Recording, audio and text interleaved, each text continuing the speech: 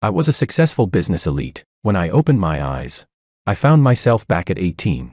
Once again living the days of eating course meals just to survive. In the shabby, yellowed classroom, the girls were making bets about me. I heard Willow say, "I'm telling you, someone like George, such a loser, if I just crook my finger, he'll kneel down and be my simp." They laughed and teased her loudly. "Then go do it." Willow replied, "Fine, I'll go then." Lying on my desk, I closed my eyes, waiting for Willow to walk up to me. Chapter 1. Knock, knock, knock. Willow tapped on my desk. I pretended to have just been woken up and raised my head. "What is it?" Willow leaned closer, speaking mysteriously. "Do you have time after school? I need to talk to you about something." I looked at her carefully. She kept a calm face, acting casual, but she looked very serious. Without revealing any emotion, I replied, "Yes." She gave a little hum and said, "Good. Wait for me after school." With that, she flicked her long hair and turned back to her seat. Soon, laughter from the girls followed. I didn't even need to look to know their expressions. A bunch of idiots. I lay back down on the desk. I had no idea what kind of joke fate was playing to make me live my 18 years again. 18. My stomach growled in hunger. So empty I could only keep drinking water. During lunch break, others truly rested out of sleepiness. But me, I closed my eyes only because of hunger. Yet I couldn't fall asleep. So I heard the girls whispering. They talked about variety shows, celebrities, gossip, and, of course, the boys. Among them, me, honest and introverted. Someone like that is always the target of bullying in any school. But I was also poor, a pathetic loser, that gave them shameless ideas. They bet 200 yuan, and 10 years ago, I really did kneel down for her, for 200 yuan. She handed me the money. I knelt on the ground and barked like a dog 3 times. Then click, Willow snapped a picture. The next day, the photo spread wildly in the class group chat. From then on, they called me the kneeling simp. Chapter 2. After school, Willow was the first to walk out of the classroom. I picked up my backpack. She said, "Let's go." Without a word, I followed right after her. Leaving the classroom together, we walked out of the school and headed toward the grove behind the campus. I rubbed my empty stomach and called out, "Hey." Willow turned back, puzzled. "What is it?" "We're almost there. Don't tell me you're trying to back out." "No," I said, "but I'm hungry." Willow froze for a second, then gave a little snort. "So what do you want then?" "I want food," I answered. She frowned. She clearly didn't want to waste time, but at the same time she hesitated, unwilling to give up. After a few seconds of weighing it, she nodded. "Fine, let's eat first." I ordered a plate of fried rice. Willow paid. The fast food shop was shabby and greasy. Willow couldn't eat a thing. She looked at me with disgust as I wolfed the food down. Rolling her eyes, Willow muttered, "George, were you reincarnated from a starving ghost?" I ignored her completely. I had almost forgotten what hunger felt like at 18. But I hadn't forgotten my stepmother Sandra's cruelty. That beautiful woman was like a disease. She married into my family with her daughter, and soon infected my father. From then on, I was no different from an orphan living under someone else's roof. Sandra calculated precisely how much energy was needed to survive. She strictly controlled the money she gave me. Enough to buy half a bun, enough to live a day, not enough to die, but enough to suffer. Hunger left me with no energy to study. I couldn't get into college. I wouldn't be able to compete for the family's resources. This family would only ever support her daughter. Satisfied, I set my chopsticks down. "I'm done," I said. Willow stood up. "Now can we go?" But instead, I grabbed her wrist and pulled her back. Her body trembled. Her cheeks flushed. Her whole being ripened like fruit. The hormones of youth. Scorching, but her eyes burned even hotter. She lowered her gaze, avoiding my eyes. Lips pressed tightly together. "George," she whispered, her voice trembling. Do you really need money that badly?" I laughed. A question she already knew the answer to. Of course I needed money. That was why she came to me, wasn't it? In a low voice, Willow said. "Then, as long as you're willing to kneel for me." I shook my head. My hand slid slowly along her smooth skin, finally brushing across her lips. "There are too many people here. Do I have no pride? Let's find somewhere private." Her cheeks flamed red. "Then, where?" I leaned close to her ear and whispered. "A hotel. Want to go?" In the dark, narrow alley, that single word, hotel, seemed to glow in the night. Willow stood there, stunned and dazed. Chapter 3. Once inside the room, I pinned Willow directly against the door. Her breathing quickened, her whole body looking as though she were ready to be taken. Yet the next moment, I let go. I smiled. "How about a shower first, you or me?"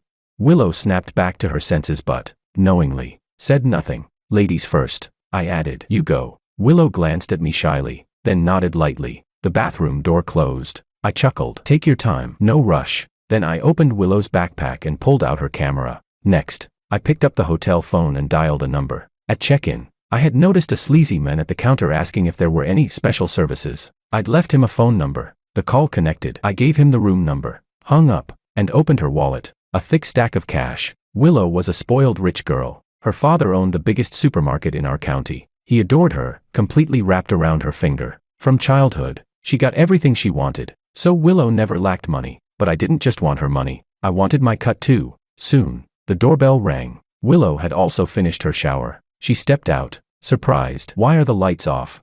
No reply. Only the dim glow of the bedside lamp.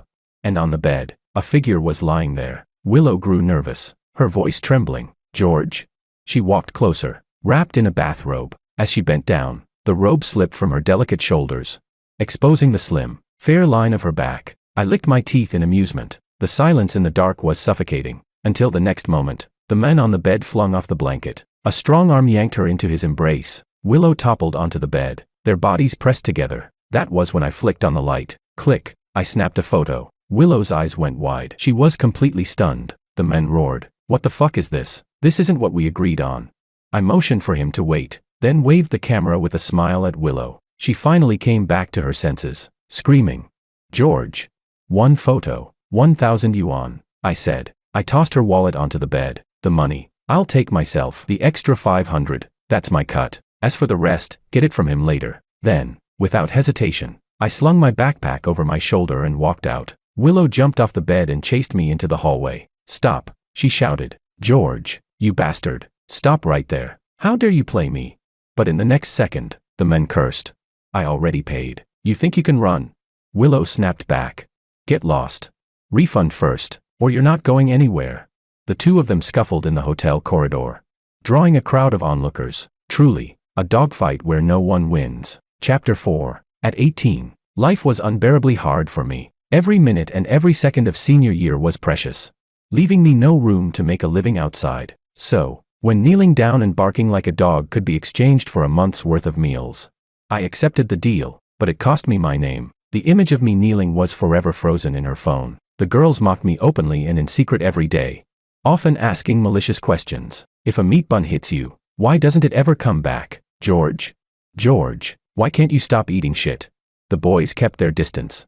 Yet they edited my kneeling photo, spreading it in the group chat. When our eyes met, they would share that knowing, mocking smile. My life had fallen from hell into the 18th level of hell. No one bullied me directly. No one cursed me out loud, but in silence, I was whipped countless times. That's why I would not make the same mistake again. I hummed a tune happily as I went home. 1,500 yuan, enough to last me through the next half year. Then, the college entrance exam, and after that, I'd leave this place behind. Chapter 5. The next day, Willow came late. She looked utterly dejected, like a frostbitten eggplant. Rumor was, that man had grabbed Willow and refused to let her leave. The scene turned into a big commotion. In the end, Willow had no choice but to give him her phone as collateral to escape. I knew Willow well. She liked to toy with people. But she was also very clear about one thing. She couldn't afford for anything bad about her to spread, because no matter the truth. In senior year, students always preferred stories that spiced up their dull studies. I curled my lips in a smirk. Willow noticed. Her glare at me looked like she wanted to eat me alive. I turned my head away and scoffed. Her eyes burned with fury. A busybody went over and asked, Willow, what happened yesterday? Did he bark like a dog? Willow finally found an outlet for her rage. She shouted hysterically. He did. He barked like your mother. The person froze in surprise. Willow, what's wrong with you? Get lost, she snapped. She angrily swept all the books off her desk onto the floor, startling everyone around. I didn't look at her. Twisting my pen, I calmly circled key points in the brand new workbook I'd bought. This was nothing more than a trivial lesson. I didn't want to be called the kneeling simp again, though 10 years later, that nickname no longer had any power to hurt me. At 28, I was like a wall of iron. Nothing from my adolescence could wound me anymore. I had smoothed out the past, but right now, things were different. At 18, George still cared. Chapter 6. After school, Willow blocked my way again. This time, I didn't bother with politeness. Lifting my eyelids, I said, if you don't move, I won't be polite. Willow gnashed her teeth. George, how dare you treat me like this? This isn't over. I shrugged, smiling as I asked, so what are you going to do? Go back to the hotel again? Her expression instantly shifted into a colorful mix of emotions. She opened her mouth, then shut it again, finally spitting out angrily. "Bitch." I pulled out the camera. "Give it back," Willow shouted. "Who's the bitch?" I asked calmly. Willow was so furious she couldn't speak. Her chest heaved. Her face flushed red. I found it a little ridiculous. Bullying the weak was boring. I tossed the camera back at her. "Take it," I said. She caught it and quickly lowered her head, fingers working furiously, probably deleting photos. When she finished, she lifted her head and asked, "You backed them up, didn't you?" I replied, "What do you think?" Of course I had. That was my bargaining chip. Willow bit her lip. "What do you want?" I crooked a finger at her. Beneath my 18-year-old skin was my 28-year-old soul, cold and sharp-edged. I bared my fangs and spat out one word: scram. I had no desire to get entangled with her. I had too many problems already. My stepmother and stepsister, they were the true obstacles on my path forward. They had toppled me once. I wouldn't allow it to happen again. As for Willow, she was just a side character. Chapter 7. I never wolfed down dinner again. Stepmother Sandra quickly noticed something was off. Before, dinner had been the only meal I could eat my fill, so I ate like I was starving to death. But recently, with 3 meals a day, dinner didn't seem so urgent. Sandra grew suspicious, but she had no proof. She even secretly searched my backpack, my pillow, my bed, but found nothing. The 1,000 yuan was already hidden under Maria's bed. She would never find it. "Don't celebrate too soon," Maria said with a smile. "You can't hide it for long. My mom has her ways to deal with you." In a tone of certainty, she added, "George, we know you've made money." I kept my head down, eyes on the book, pretending not to hear. Maria sat on the bed, speaking as if giving advice. "So why work so hard? Even if you get into college, my mom won't let you go." I turned to look at her. Maria said, "Don't waste your effort." On her face was that same faintly superior mockery, a sneer that no matter how hard I worked, she could still cut off my path, crushing me effortlessly. "This is my house," I said. Maria froze, not expecting me to respond like that, but she didn't get angry. She quickly smiled instead, and then, she asked softly, "George, one day, I'll drive you out of here." I met her gaze coldly. "Want to try? Let's see whose house this really is," Maria said, as if to confirm her words. The door opened from the outside. My father stood at the doorway. "I brought you both some snacks," he said. "Sesame rice balls, Maria. Share them with George." "Okay." Maria went over, took them with a sweet expression, and tilted her head up. "Thanks, Dad." My father rubbed her head, then looked at me, still studying. "Son, don't stay up too late." "I know," I replied. After the door closed, Maria bit into a sesame rice ball. "Want one?" she asked. Before I could answer, she rolled her eyes. "Oh, right, you're allergic to sesame." Her smugness was written all over her face. Chapter 8. It didn't take long for me to figure out what Maria's method was. On Monday morning, during the homeroom meeting, Sandra stormed into the classroom. She demanded to know why I had stolen money from home, and what shameful thing I had done with it. With a face full of grief, she cried, "George, you can't do bad things. If you need anything, tell Auntie. Auntie will definitely buy it for you, but you mustn't steal." All eyes in the room turned toward me, expression cold. I said, "I didn't." "I don't believe you." Sandra began rifling through my desk. She swept everything out from inside, scattering books and papers onto the floor. "Fine," she said. "You won't admit it. Once I find it, let's see what you have left to say." I understood then. She thought I had hidden the money at school, but of course, she found nothing. The homeroom teacher finally recovered from the shock and stepped in. "George's parent, if you have something to discuss, let's go to the office. Don't disturb the class." "Fine, fine. We'll go to the office." "George, you come too." In the office, Sandra was sobbing as though her heart were breaking. "Teacher, I had no choice. If there were any other way, I would never have come to the school, but George is just too disobedient." The teacher asked, "What exactly happened?" She said, "My wallet is missing 500 yuan. And the only one who went into my room was George." The teacher looked at me. "George?" I said. "I didn't take it, and I'm not the only one who lives in that house." Sandra snapped. "You're trying to say it was Maria." "George, Maria is my daughter. I watched her grow up. I know her character. She would never do such a thing." I sneered. "Are you sure about that?" My laugh ignited Sandra's fury. Her eyes flashed with malice as she spat. "George, your mother died early, and your father is hardly ever home. I know you lack love, but even if you need money, you mustn't steal. How will you face your mother in the afterlife?" My expression changed instantly. She shouldn't have mentioned my mother. My mother was kind-hearted. Sandra wasn't worth a single one of her fingers. I straightened up, enunciating each word. If my mother knew I was being slandered like this, she would crawl back from hell to tear you apart. You bitch. The office fell silent. The teacher stared at me in shock. Never expecting someone as honest as me to say such a word, Sandra exploded, lunging at me. Calm down, Mrs. Sandra. Please calm down. The teacher tried to restrain her, then turned on me angrily. George, apologize. Like hell I'd apologize, I said. A pig wearing a crown, what kind of king do you think you are? The office descended into chaos. I turned and walked out. Willow was standing at the door. As I passed her, I cast her a glance but didn't stop. George, Willow called. The money you used to buy study materials, that was mine, wasn't it? I can help clear your name. I turned my head back. Her gaze was fixed on me, filled with pity. I was speechless. She was pitying me. What kind of sickness was that? Mind your own damn business, I said. Willow's face changed instantly, shifting into a dazzling swirl of colors. Chapter 9. When I got home at night, my bed was a total mess. Sandra had given them a bath. The soaked quilt was piled up like a heap of rotten mud. Maria gloated. You dare insult my mom, George? This is just a lesson for you. Your dad won't be home all week, so who are you going to complain to? I ignored her completely. Even if my dad were home, I wouldn't complain. He wouldn't believe me. When I said I didn't have enough to eat, he went to ask Sandra. Sandra explained that it was for my own good. She said, eating too much during puberty will lead to binge eating disorder. It's hard to cure. She even compared me to her daughter. She said, look at Maria. I don't let her eat that much. And my dad actually agreed with her. Then came bath time. In the height of summer, only their room had air conditioning. The rest of the house was hot and humid. So I took 3 cold showers a day. Sandra asked suspiciously, does George have some kind of cleanliness obsession? My dad frowned. What's going on?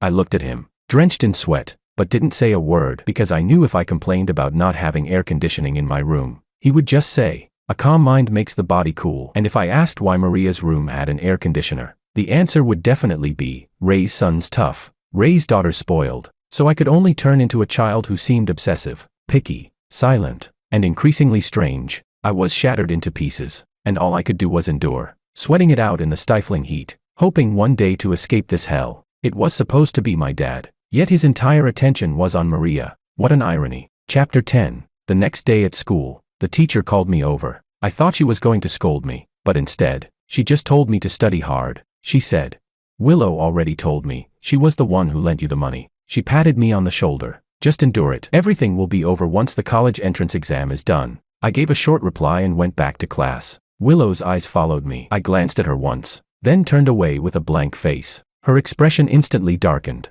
A boy asked, Willow, want to go to the movies after school? I've got 2 tickets. Willow snapped back. Get lost. After school. Willow cornered me, annoyed. I said, what do you want? With a proud face, she said, I cleared your name. I replied, I know. She gave a huff. Shouldn't you thank me? I shot back. Are you that bored? Willow flared up. George, can't you speak properly? I thought for a moment and said, fine. If you want me to speak properly, then buy me a meal. Willow was speechless. I was very practical. People need food to live. There's no point fighting with the thing that keeps you alive. Willow asked, what about the money I gave you? I used it. For what? I frowned. What does that have to do with you? For once, Willow didn't get angry. She asked, that woman, she's your stepmother, isn't she? I nodded. Yeah, and I have a stepsister too. Willow paused, gave me a look, then said, fine, then I'll treat you. I didn't hold back. Besides 5 large bowls of fried rice, I even ordered 3 bottles of Coke. Willow asked, is that enough? You can have more if you want. I gulped down the Coke, staring at her across the table. For a moment, an evil thought crossed my mind. Maybe I really could do something to her. After all, Willow was beautiful, the class beauty, and in my past life, all my trauma had been thanks to her. But no, I've been given this second chance at life, and I don't want to owe any new sins. Chapter 11. When my dad came back, I finally had clean bedding again. That night, the whole family went out to a restaurant. Inside the brightly lit dining hall, my dad brought out the gifts he had bought on his business trip. 3 in total, 1 for each of us. Sandra got a necklace, and Maria and I each got a phone. 1 large screen, 1 small screen. Sandra's face was full of delight. Thank you, darling. Maria also said sweetly, thank you, Dad. Only I remained indifferent. My dad asked, George, don't you like it? I said, that's not it. Then why don't you take it out and use it? I glanced at him. This man in front of me was so foolish. He had never noticed that the gifts he bought for me always ended up with Maria in the end. He was blind. I gave a wicked smile and said, "Actually, I prefer the one my sister has." Maria froze for a moment. Sandra reacted quickly, saying at once, "Then Maria, hurry up and switch with your brother." Maria snapped out of it, smiled, and said, "Sure." She handed the phone to me and sweetly said, "Here you go, brother." I reached out, took it, and nodded with a smile. The conflict vanished without a sound. My dad laughed, his face full of satisfaction. So many times, for that very smile of his, I had backed down again and again, but this time, I wouldn't back down. I weighed the phone in my hand, and in the next second, I tossed it straight into the boiling fish soup. I smiled and said, "I don't want filthy second-hand trash." The soup splashed all over Maria, and she jumped up, shouting, "George, you son of a..." Sandra quickly covered her mouth. I laughed. "Right, hold it in."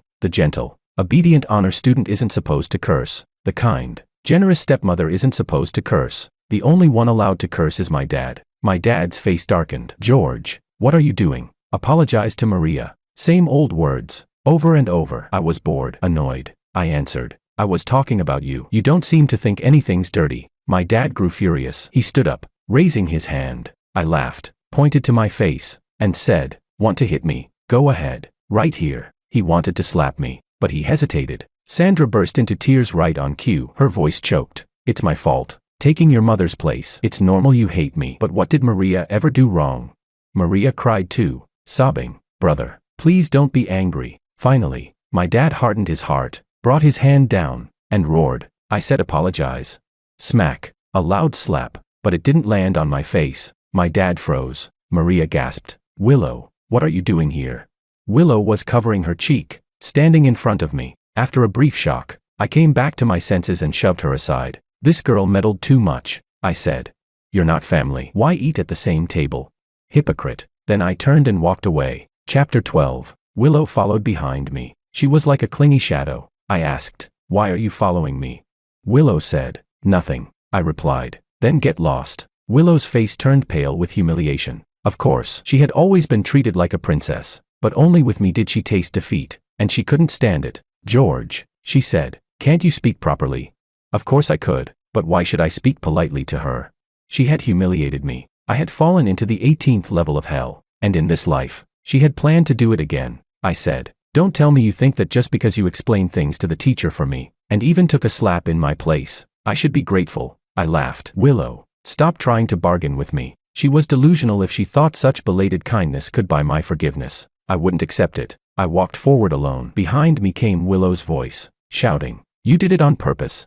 I turned back. Willow looked at me and said, "George, you provoked your dad on purpose. What are you trying to do?"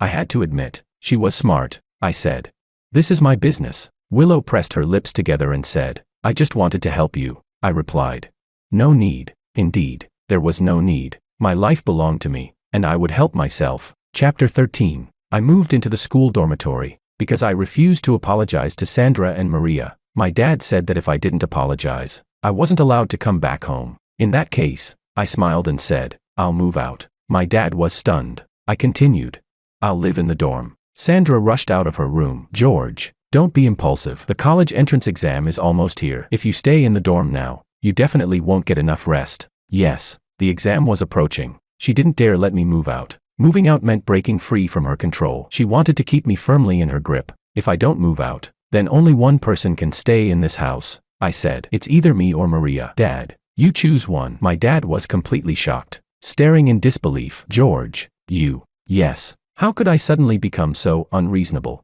I looked at Sandra, my face twisted with fury, and said, "Let me move out, or I'll get up in the middle of the night and strangle Maria." Sandra's eyes widened with fear. I looked possessed. But if acting like a lunatic was the only way to leave, then I didn't mind being a lunatic. Finally, my dad gave in. "Fine, if you want to move out, then move out. I see you've grown wings now," he sneered. "I'm telling you, if you leave, I won't give you a single penny. Think carefully." I shot him a glance, a short laugh escaping from my nose. An 18-year-old George might have been threatened by that, but not me. That night, I packed my bags and left. Chapter 14. The same mistake I would not make twice. Leaving home was without doubt the wisest choice. Even though life in the dorm was far from pleasant, my roommates weren't in the same class as me. They excluded me, isolated me, and seemed to gossip about me both openly and behind my back. I didn't know the reason, but I didn't care. With only 2 months left before the college entrance exam, my head was filled only with study. For the sake of victory, my endurance was astonishing, until my water cup was once again thrown into the toilet. I looked around and asked, who did it? The 3 people in the dorm, none of them admitted it. No one wants to speak. I gave a short laugh, grabbed the 3 cups on the sink, and shoved them all into the toilet. Then we'd all be dirty together. Makoto roared. George, what the hell is wrong with you? I said, if it happens again, I'll return the favor exactly as it came. I put up with these things only to keep life quiet, not because I was afraid. Makoto was all bark and no bite. The other 2 roommates immediately became cautious. One said, it wasn't me. The other echoed, not me either. That left only Makoto. He stiffened his neck and refused to admit fault, speaking righteously. Yeah, I did it. So what, George? We've had enough of you. You're a thief, a liar, and you toyed with Willow's feelings. I narrowed my eyes and asked, who told you that? He shot back. Doesn't matter who told me. We all know anyway. Willow. No. I looked him up and down. Makoto played piano. What a coincidence. So did Maria, I said. So, it was Maria who told you. Makoto froze, his face flickering with panic before he steadied himself and said, yeah, Maria told me. So what? Do you dare say it's not true? Whether it was true or not, why would I argue with him?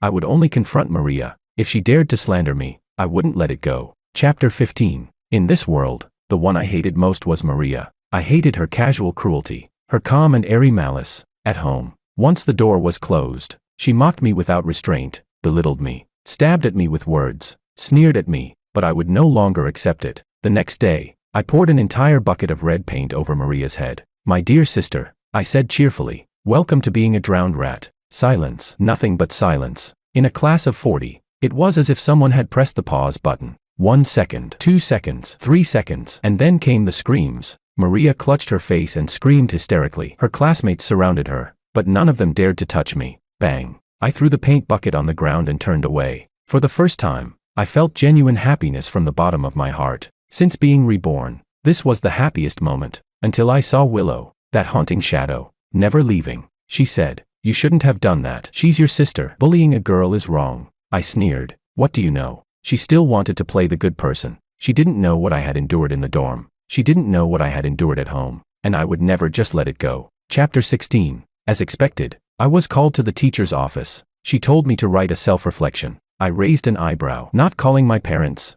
The teacher said, I already called your father, but your aunt answered. She said she understood, that this was just a misunderstanding, and she didn't blame you. George, the teacher added, I think maybe you're biased against them. I almost laughed out loud. Sandra was really clever. She was coaxing me to come back. She wanted to rebuild her image in my heart with magnanimity, to lure me back home, behind closed doors. She could destroy me all over again. I wouldn't fall for it, I said. Since it's nothing, I'll go. I was busy. As long as Maria didn't provoke me, I had no desire to see her. With the college entrance exam countdown ticking away, I was more nervous than anyone. I knew Sandra hadn't given up. She was scheming, desperate to keep me from going to college. She must have had countless tricks up her sleeve, so I couldn't relax. I had to stay on guard, not blink for even a second. But Maria was only 18. She didn't have such deep cunning. I had shamed her, so she wanted to destroy me. Chapter 17. I could feel someone watching me. On the way back to the dorm after evening study, there were clearly malicious eyes following me. I couldn't see who it was, but I knew. Not to mention, Makoto kept peeking at me, again and again, checking what I was doing. I thought, he was spying on me for someone. To be safe, I started walking back with the crowd, until one day, when everyone else went out for dinner, and I had no choice but to return alone, Willow suddenly appeared in front of me and asked, which university do you want to go to in the future? I said, any one will do, as long as it was a university. It was fine. Willow made a small sound of acknowledgement and then asked, but do you have a place you'd like to go? I said, as long as it's not here, anywhere is fine. As long as I could leave this place, it didn't matter where. Willow stopped walking, facing me. Her mouth opened and closed and opened again, before she shyly blurted, then George, would you maybe want to with me? I cut her off. Not interested. I didn't hesitate. Willow was speechless. I said, you know the reason, so there's no need to ask me why. I didn't want to explain things she already knew. Chapter 18. Willow got angry and turned away. It was the weekend that night. The campus was empty and desolate. As I walked out of the teaching building, I sensed something was wrong. I shoved both hands into my pockets, tightly gripping the knife hidden inside. Then suddenly, the air behind me shifted, a strong arm swept in from the side, hooking around my neck like an iron clamp. The force tightened abruptly. My breath was cut off instantly, my body thrown off balance, and the next second, I was dragged to the ground. The burly man pinned me down and growled, "Stay quiet." He glared at me viciously and demanded, "You're George, aren't you?" A punch landed square on my face as he ground his teeth. "You're the one who bullied Maria, right?" I choked, unable to make words. "What are you trying to say?" He loosened his grip. I opened my mouth, but no sound came out. He leaned closer. "What did you say?" That was it, when his face came down, close enough to touch. I suddenly twisted my arm back and stabbed, growling, "Die." Damn, his reflexes were fast. The blade only cut a shallow line across his right arm. I shifted quickly, reversed my grip on the handle, and thrust again, but he wrenched his body sideways, our wrists locking together, and with sheer brute force he twisted the knife around. The blade was pressed down toward my chest, the cold edge glinting as he pushed harder and harder. My face flushed red, but I couldn't stop him. His grip kept tightening, and the tip of the knife sank lower and lower, until he suddenly screamed. Willow had smashed a rock against the back of his head. I clutched my throat, coughing. Willow shoved him down and grabbed my arm. "Run." I pulled away from her, speechless, and snapped. "Phone." Willow blinked in confusion. "What?" I said, exasperated. "Take out your phone, call the police." Chapter 19. This night was destined not to be peaceful. At the police station, the man confessed, someone had asked him to help, so he went to intimidate me. Yes, only to intimidate. But I insisted it was attempted murder. The injuries on my body were physical evidence, and Willow was the witness. Soon, the school and the parents were summoned one after another, and so was the instigator, Maria. She looked pitiful and said, "It wasn't me. I didn't send anyone to hurt George. He's my brother. How could I possibly have someone go after him?" The man retorted angrily, "Maria, it was clearly you." Maria lowered her head and said, "I know you like me. Maybe you wanted to stand up for me, but I never asked you to." The man was left speechless. Sandra stepped in, saying, "Maria and George are siblings. The two kids argued before. Maybe Maria complained a little to her classmates. At this age, boys are impulsive, so maybe he just." The man cursed. "That's nonsense." But obviously, he was no match for Maria and her mother, especially not with my dad standing by them. My dad said, "Officer, this must be a misunderstanding. Maria isn't that kind of child. She's very well behaved." I let out a mocking laugh. Willow, on the other hand, looked at me, her eyes glistening with tears. No, was she actually pitying me? Because it happened on school grounds. In the end, both sides were made to reconcile. My dad represented me and forgave the attacker. My dad said, "George, I'm doing this for your future. Let bygones be bygones. The college entrance exam is so critical right now, nothing can go wrong." Yes, the future was important, but I didn't know whether he cared about my future, or Maria's. "Dad," I said with a laugh, "between me and Maria, you pick one." He said nothing. I took a deep breath and said, "Since I started living at school until now, have you ever once come to see me? Did you ask if I was short of money? Did you pay my dorm fees? Did you know I go hungry every single day?" My dad stared at me, shocked. "What are you talking about?" I said.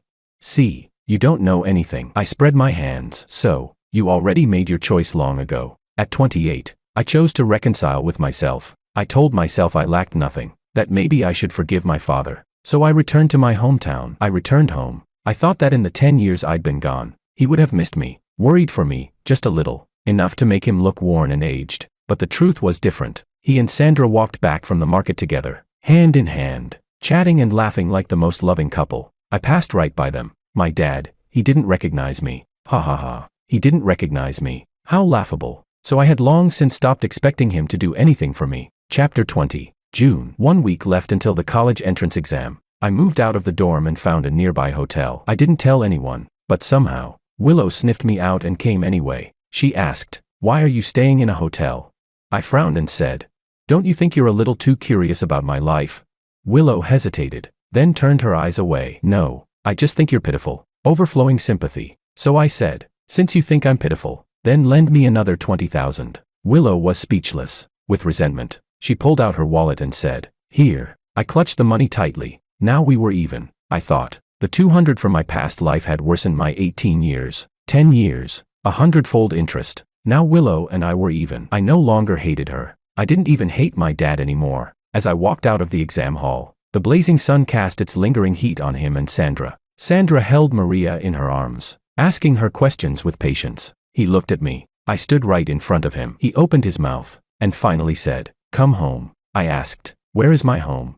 His lips pressed together, displeasure flashing across his face, as if annoyed at my continued rebellion and immaturity. I only smiled. Then I turned and walked away. He would never understand. From that moment on, I had gained the future I wanted, and just like in my past life, I would inevitably abandon everything behind me. Chapter 21. I found a summer job, working as a kitchen helper in a fast food restaurant. Willow kept coming to eat there. She asked how I did on the exam, where I wanted to go to college. I ignored her. On the day the results came out, Maria came to show off in front of me. "I'm going abroad for a trip." Maria smiled. "My academic scores were good enough, so I'll be studying piano in Beijing." "George, how did you do on your exam?"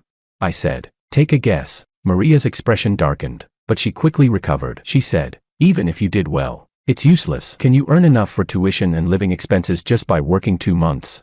Don't expect Dad to give you anything. Understand," he already said. "Unless you go back and apologize to him, he won't give you a single cent." I laughed. "Oh, is that so? What a pity. What are you so smug about?" Maria stood up and said, "I'll be waiting for you to come begging to my mom and me." Never. That day would never come. I filled in my application for the school I wanted, in the city I liked. It was true. I had no money, but I had too many ways to scrape together enough for the first year's tuition. 18-year-old George might have had no way out, but I wasn't him. Maria would never see that day, and the apology my dad wanted would never happen either, because I was about to leave. The day I received the admission letter, I ended my rental and bought a train ticket. While I was packing, Willow came after hearing the news. "You're leaving?" I nodded. She asked, "Why? Why so suddenly?" Her face was full of confusion. I frowned. "Not suddenly at all. I need to go early to gather money for tuition and living expenses. Maybe even find a job." Willow didn't understand. She said, "You really don't plan to go home?" Did she think I was playing some kind of runaway from home game? "Willow," I said, "thank you for everything until now, but I hope we won't see each other again in the future." Willow was in disbelief. She shouted behind me, "Why, George, you have no heart. I've helped you so much, and you're not even a little grateful."